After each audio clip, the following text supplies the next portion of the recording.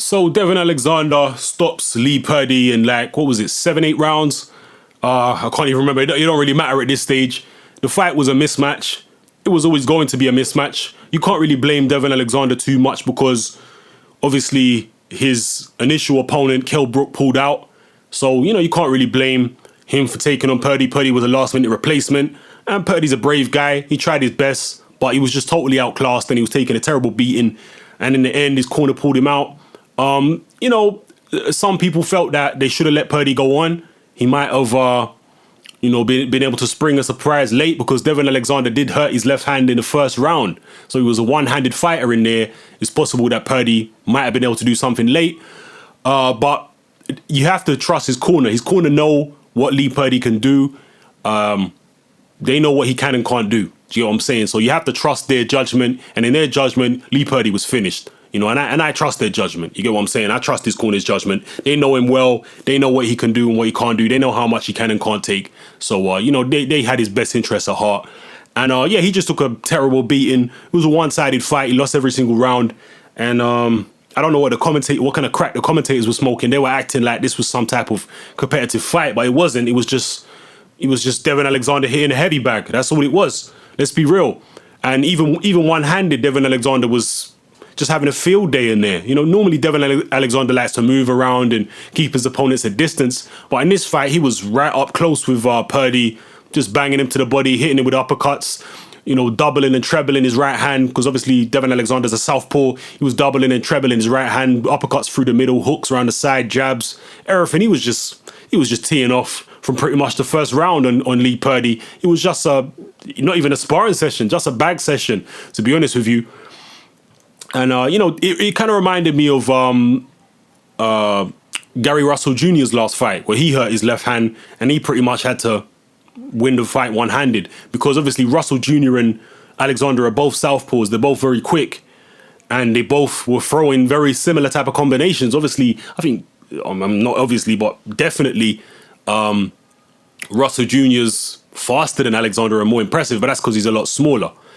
But yeah, Alexander did what he had to do, went in there, had a nice little workout. Hopefully his left hand is not too badly damaged so he can get back out again in a very near future. Where does he go from here, Devon Alexander? At the moment, the welterweight division is not very stacked. There's not that much talent in the welterweight division at the moment, right? Or at least not that much proven talent at the moment, right? We've got Guerrero, who, well, you know how I feel about Guerrero. I've never rated Guerrero. I always saw the Floyd fight as a mismatch. God, Guerrero, no power, no speed. He gets hit a lot, no defense, mediocre boxing skills. I don't know why Guerrero was hyped up as much as he was. But anyway, let me not get on a tangent about Guerrero. But who have you got? You got Guerrero, you got Keith Thurman, you got Andre Berto, Victor Ortiz. I mean, there's not that much around. I mean, Kell Brook is obviously there. There's not that much proven talent around at 147 right now. And then obviously you still got you got Tim Bradley. Tim Bradley is a proven talent, to be fair. Let me take it back a little bit. Pacquiao, but Pacquiao's kind of on the slide, I personally believe. I'm not sure what weight is he fighting Brandon Rios at. Is it a catch weight? Is it 140? I can't even remember now. You'll have to remind me in the comment section. Obviously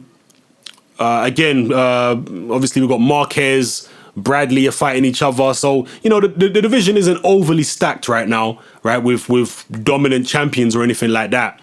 But for who's there at the moment, Devon Alexander, in my opinion, is one of the more proven fighters at 147 right now, and therefore is one of the top fighters at 147 and one of the top candidates at 147 for a fight with Floyd Mayweather in terms of what he's done and what he's achieved in his career so far.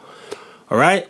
I'm not saying he's going to beat Mayweather. I'm not saying he's going to come close to beating Mayweather. But what I will say is that he's a hell of a lot better. He will be a hell of a lot more competitive against Floyd Mayweather than Robert Guerrero was. And I said that before the Guerrero fight. I've never rated Robert Guerrero. And I said, honestly, say what you want to say about Devon Alexander. And a lot of people slate him. A lot of people don't rate him. I haven't necessarily rated him that highly. But I rate him higher than Robert Guerrero. Definitely.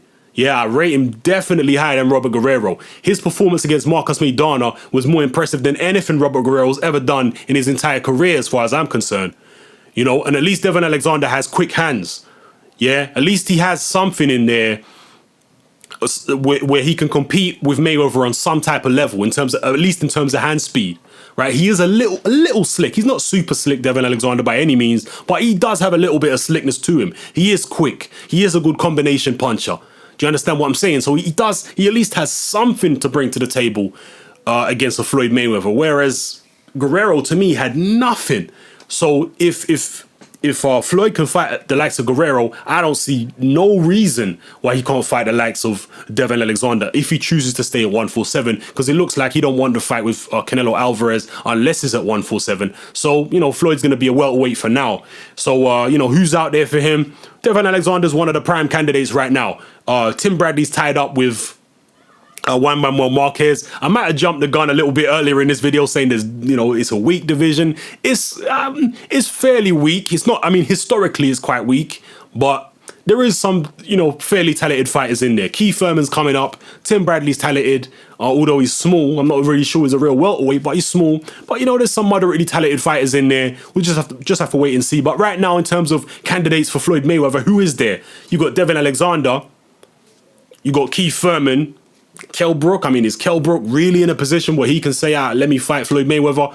Floyd might pick him. Who knows? But he hasn't really done anything to earn a title shot, to be honest, against anyone. So, you could say that he's out of the sweepstakes for now. You could say the same for Thurman. He maybe really hasn't done anything to get a title shot a 147 against anyone right now. But the fact is, he is mandatory for Tim Bradley's WBO title. He is a mandatory for one of the belts, right? So, I know that the rankings are bullshit at the end of the day, but Robert Guerrero was very high up in the WBC rankings just for beating Andre Berto. Berto was washed up and shot, and he'd already been beaten by Ortiz, but beating Andre Berto got him a title shot. You know what I'm saying? Against Floyd Mayweather, even though he was some kind of WBC second tier champion or some bullshit. These governing bodies, it's all bullshit. The rankings and all that kind of stuff, it's all nonsense. It's all politics. It's just to try and set up big money fights. There's really no credibility to most of the rankings in terms of WBC, IBF, WBO, WBA, whatever. There's no real credibility to this shit. But, me personally, I think the most dangerous fighters out there at 147 for Floyd right now, probably Keith Thurman, because he's a big guy, he's a puncher. Maybe Devon Alexander, I hate to say it. Like, who else is there, really? Tim Bradley, well, he's got to get past, obviously Marquez, first and foremost. He's got to get past Marquez. And after Bradley's last performance, that is far from a foregone conclusion. Right? That is far from a foregone conclusion. Bradley himself is not a big guy.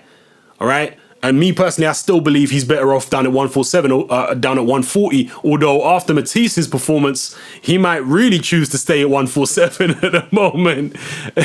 You get what I'm saying? I'm pretty sure a lot of junior welterweights are reassessing their careers right now after they saw Matisse destroy Lamont Peterson the way that he did. But yeah, man, Devon Alexander.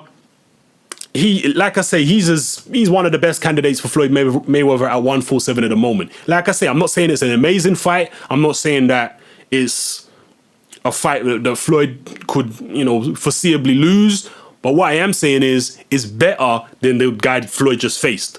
Yeah, if Guerrero was good enough, then, hey, Alexander's good enough, trust me. And other than that, there's possible talk of Alexander fighting Amir Khan first, because obviously Khan's been talking about stepping up to 147. So let's talk about Khan facing off against Alexander first, and then possibly the winner getting Floyd Mayweather after that. Khan against Alexander, it's interesting. It's interesting. I'm not gonna lie, it's interesting because I think Khan actually handles southpaws better than he handles orthodox fighters. Maybe it's all that sparring with Manny Pacquiao, but at the same time, to me, Khan looked like a shot fighter in his last fight, or at least a fighter on the slide. Right, his punch resistance looked terrible to me.